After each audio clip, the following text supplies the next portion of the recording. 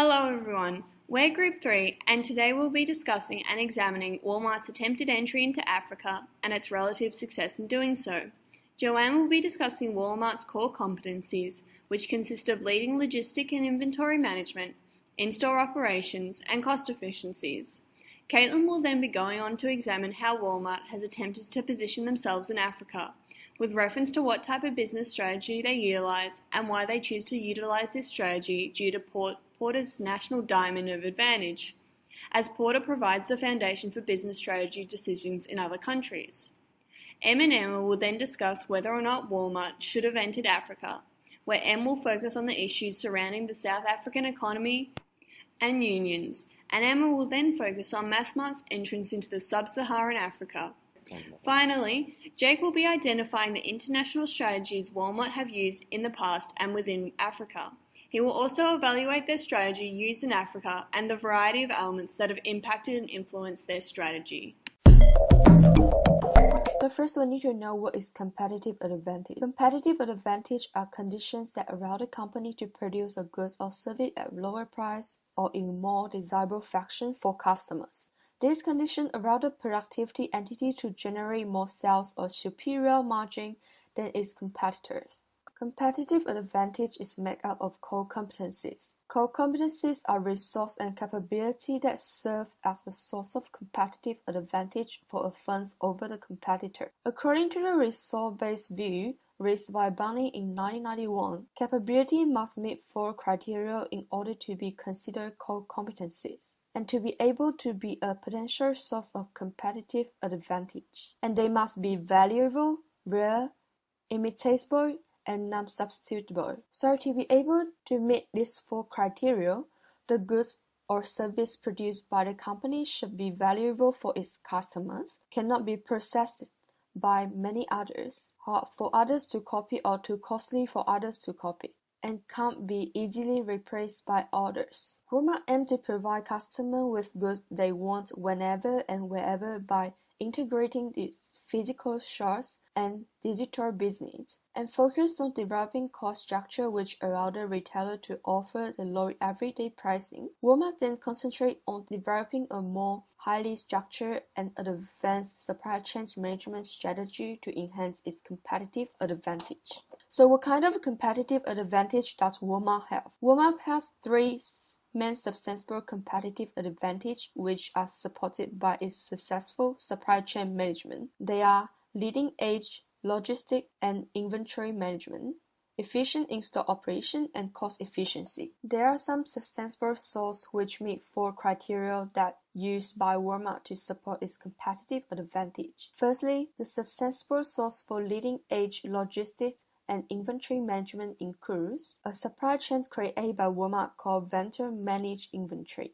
Manufacturers become responsible for managing their product in Walmart's warehouses, and as a result, Walmart was able to expect close to 100% order fulfillment of merchandise. Walmart streamlines supply chain management by constructing communication and relationship network with suppliers to improve material flows with lower inventories. Cross-docking is logistic practice that is central piece of Walmart's strategy to replenish inventory efficiently. It means direct transfer of the product from inbound or outbound truck trailer without extra storage. By unloading items from an incoming semi-trailer truck or railroad cars and loading this material directly into outbound trailers or rail cars with no storage in between. This method reduces the transportation time and eliminates the inefficiencies. And finally, in recent years, Walmart has used the radio frequency identification test, which use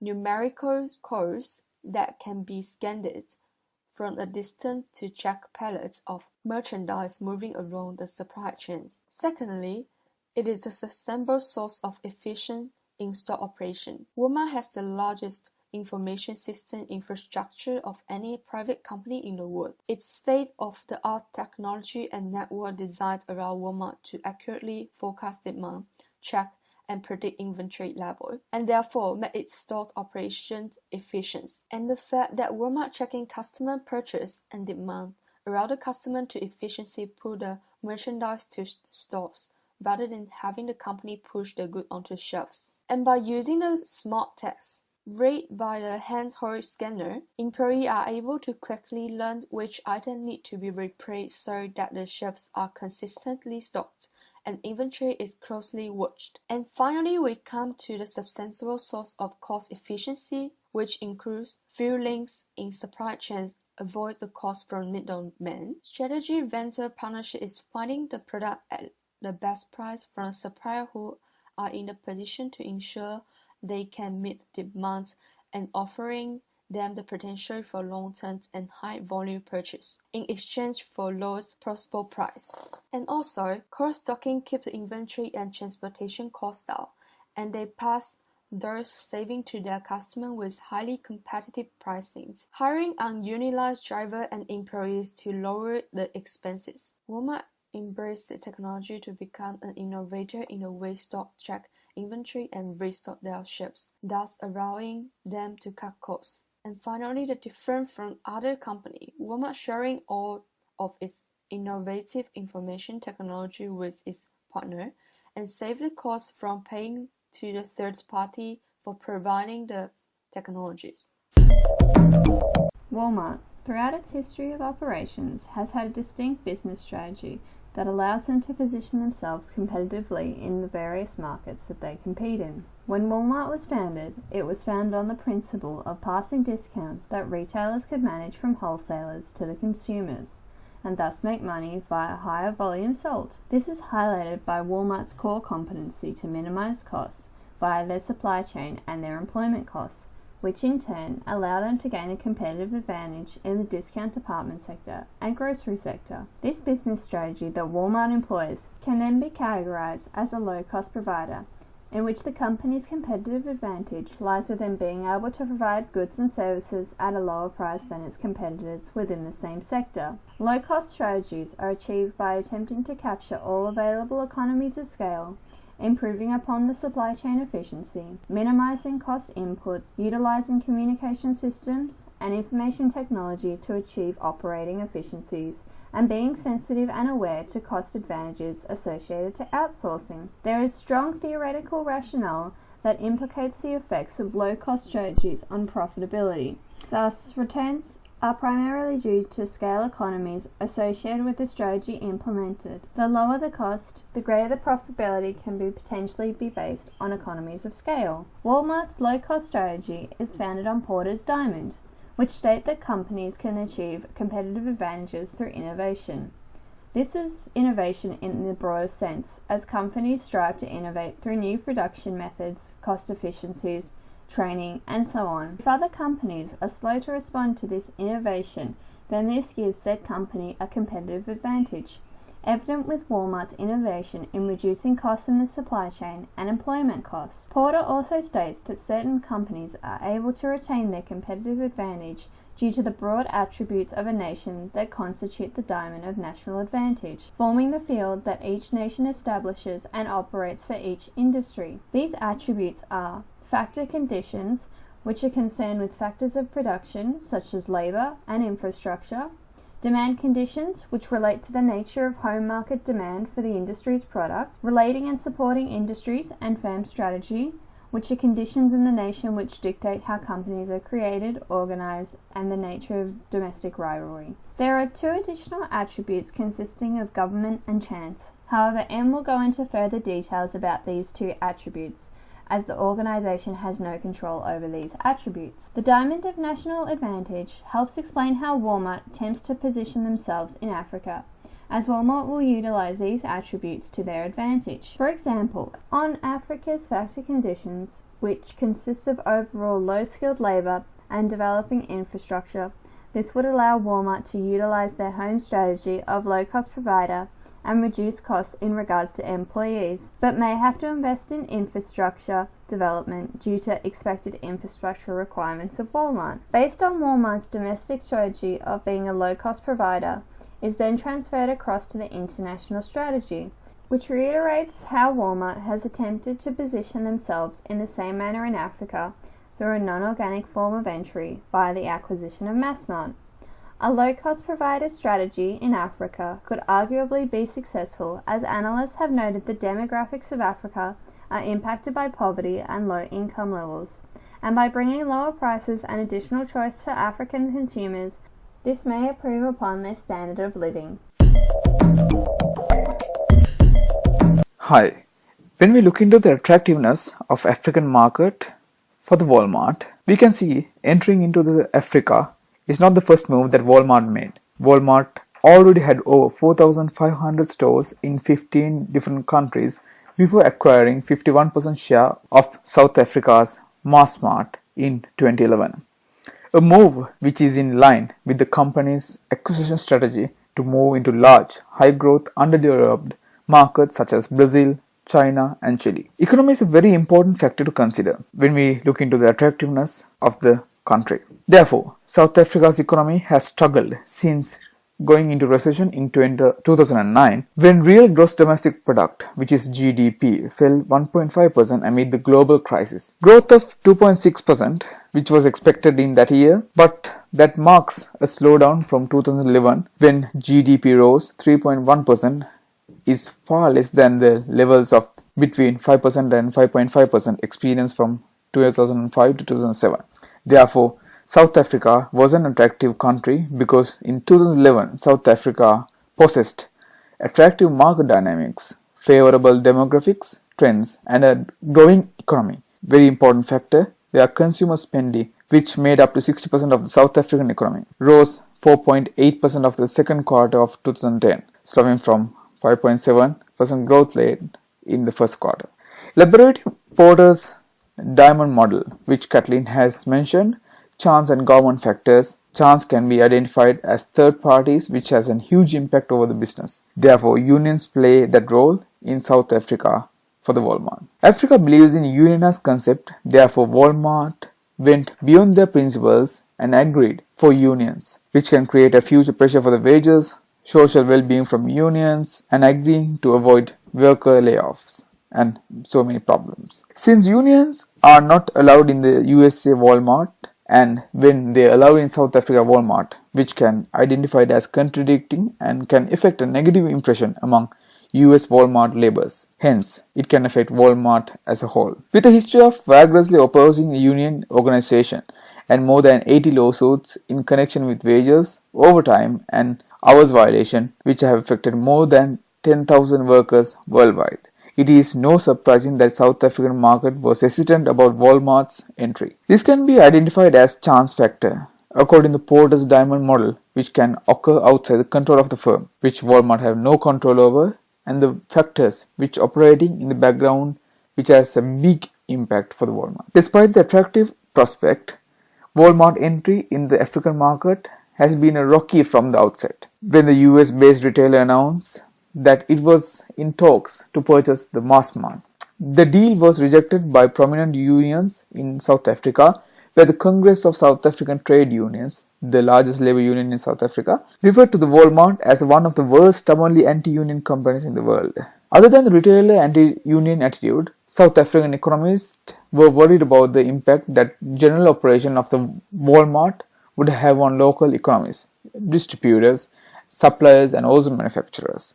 Due to the Walmart's strong market position, the company has access to enormous buying power, and it's known for having strong hold over suppliers and the ability to set prices and call the shots in the purchasing, distributing, and also warehousing of the goods. South African unions stated that the entry of Walmart in Africa would be a severe blow to all our intentions and attempts to build and develop local manufacturing, and also that entry would further increase unemployment not only in wholesale and retail but also in other sectors of the economy. People believes in moving to South Africa due to the advantages such as sending manufacturers abroad to countries where labor is cheap, at the same time paying its own employees less than a living wage, using their unfair labor practices in numerous locations. On the other hand, Walmart in Africa will be a good sign of economic growth, since it is not just the world's biggest retailer, but also the largest private employer and a company measured by the revenue. These types of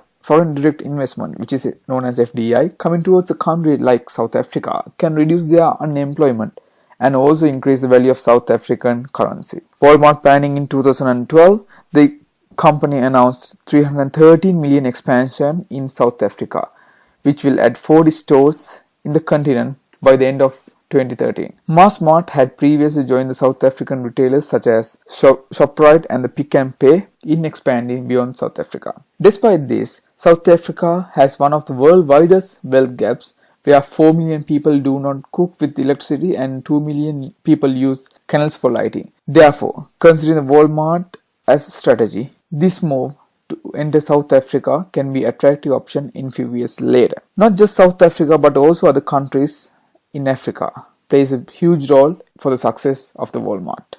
Therefore, Emma will be analysed about other countries out of South Africa and effect of these continents. Outside of South Africa, Massmart has operations in 14 African nations, including Mauritius, Nigeria, Uganda, and Kenya, where most stores comprise of game as well as macro and CBW outlets. Despite Walmart's acquisition of South Africa's number 3 retailer, Massmart added less than 10 stores to the existing 25 outside of its home market between 2010 and 2015, significantly lagging behind Shoprite, Massmart's biggest rival and Africa's largest retailer, which doubled its outlets to 300. Throughout Africa, a severe shortage of infrastructure and haphazard property laws has made growth difficult outside of South Africa. Massmart's slow inroads into the rest of the continent has highlighted the challenges of doing business in Africa and has raised questions about Walmart's goal of rapid expansion abroad. Walmart hasn't been the only company which has struggled to expand in sub-Saharan Africa though. Woolworths, a Cape Town-based upscale retailer unrelated to the fresh food people, pulled the plug on its Nigerian business after just 18 months, citing high rents and stifling bureaucracy. Pick and Pay, South Africa's third biggest grocer by value, recently shut its franchise doors in Mozambique and Mauritius for similar reasons. Chief Executive of Pick and Pay, Richard Brasher, stated that retail in Africa is just not that romantic. It's not easy. Anything that looks like an overnight success has probably been there for 20 years. The Spar Group, which runs a franchise of grocery stores, said its partner in Nigeria had managed to open just 5 of 20 planned stores, having struggled to find suitable real estate and having to import everything from lighting and tiles to refrigerators. Massmart has 4 game stores in Nigeria. However, getting there wasn't an easy process. One of the biggest issues for Massmart in entering Nigeria was poor infrastructure and the shortage of big malls and commercial real estate space, meaning higher rents for pre-existing properties. Another setback for large retailers such as Walmart is that informal trading thrives well in Nigeria, not only because alternatives don't really exist, but because stores do not offer the convenience that informal street trading offers, such as bringing goods directly to the people, whether they are in traffic or simply going for a walk. Even Shoprite struggled to find retail space for its expansion plans in Nigeria, hence forming its own real estate arm, the Resilient Property Income Fund. In 2012, together they spent $125 million building 10 malls in Nigeria, many of which have Shoprite as the anchor tenant. This is why Shoprite has been able to roll out new stores faster than Massmart. In 2013, Massmart announced that it aimed to launch 90 new stores across sub-Saharan Africa within 3 years. Today, Massmart is nowhere near its target, having only opened 10 stores outside of South Africa since 2010. A lack of retail space in malls, along with poor infrastructure and failed acquisitions, are among the obstacles for Walmart. While Walmart is struggling in sub-Saharan Africa, Shoprite is making leaps and bounds, tailoring the business model to appeal to the tastes and income levels in the different African countries it operates in. For example, in Angola, Shoprite decided to open a no-frills supermarket chain for low-income customers called Shoprite USave, which has lower overheads and charges lower prices on basic food items. Many retailers across Africa are finding it tough to get goods from ports to the shelves in a reasonable time. Despite this, Shoprite hasn't innovated around traffic bottlenecks and port delays by opening a warehouse stocked with flour so it can provide fresh bread for its supermarkets daily. Despite its successes though, even Shoprite has succumbed to the harsh reality of doing business in Africa, having had to close one of its biggest supermarkets in the Ugandan capital of Kampala just last year. While Massmart has fallen considerably behind competitor Shoprite, perhaps Walmart's biggest disappointment to date has been its failure to acquire any other major African retailers after the purchase of Massmart. It spectacularly failed to buy Botswana's main retailer, Choppies Enterprises, and nothing else has been forthcoming. Retail watchers say this might change now that the Americans have entered Kenya. In 2014, the first game opened its doors in the Kenyan capital of Nairobi, which has a much smaller economy than Nigeria's Lagos, but a comparatively large middle class. At $53 billion, Kenya's economy is far smaller than Nigeria's $509 billion economy, but it holds the retail crown for the continent. While only 5% of Nigeria's retail sector consists of formal shopping as opposed to open-air markets and small kiosks, in Kenya the proportion is 30%. However, even as Walmart raced to open its first Kenyan store, there were snags. Walmart spent years trying to buy Neighbours, the country's fourth biggest chain, before shareholder wrangling saw family members sue each other and finally put a stop to Walmart's efforts last year. Competition for a slice of Kenyan retail was so fierce that Walmart was already locked out of Nairobi's next two big mall developments, including Two Rivers Cycle Lifestyle Centre, the biggest mall in the African continent outside of South Africa. In both the new malls, France's Carrefour, the world's second-largest retailer, is the anchor tenant. Exclusivity laws deem Walmart's game to be too close a competitor, in part because of its fresh food offering. While growth in Africa as a whole continues to grow, albeit slowing from 2000 to 2010 figures of 5.4% GDP to 3.3% GDP between 2010 and 2015, we believe that Walmart should not have entered sub-Saharan Africa. In a June conference this year, Walmart CEO Doug McMillon left Africa off his priority list, gushing instead about the US, Mexico, China, and Canada as Walmart's next key growth markets. Of its 408 stores, only 38 are elsewhere in Africa, and they contributed just 8.4% of total sales by last December. In dollar terms, the 26% drop in Massmart's share price since Walmart's takeover looks pretty bad, especially since Walmart's own stock has jumped 52% to around $71 a share over the past 5 years. So the last part that we're going to be focusing on is the international strategy that Walmart has adopted within Africa.